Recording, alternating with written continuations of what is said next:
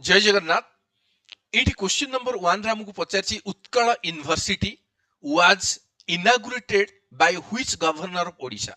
से कुछ को गवर्नर को पीरियड रे that is Utkal university inauguration हेतिला। Right answer equal to John Austin हबाक।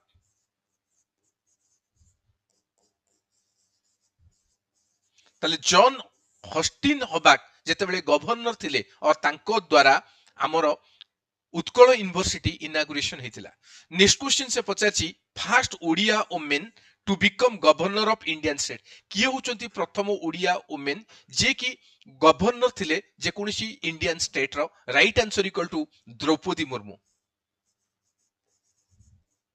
Draupadi Murmu जे कि हमर वर्तमान प्रेसिडेंट अछंती ताले सीए थिले सीए होचंती आम ओडिशा रो प्रथम वुमेन गवर्नर। सी झारखंड रे थिले। ऑलरेडी हमें समस्त जानी चंती सी होचंती प्रथम वुमेन गवर्नर ऑफ ओडिशा।